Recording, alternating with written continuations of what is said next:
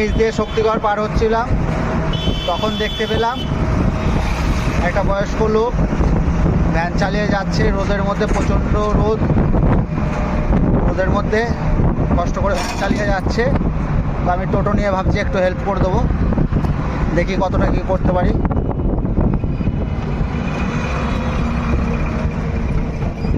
কত দূর যাবে কাকা?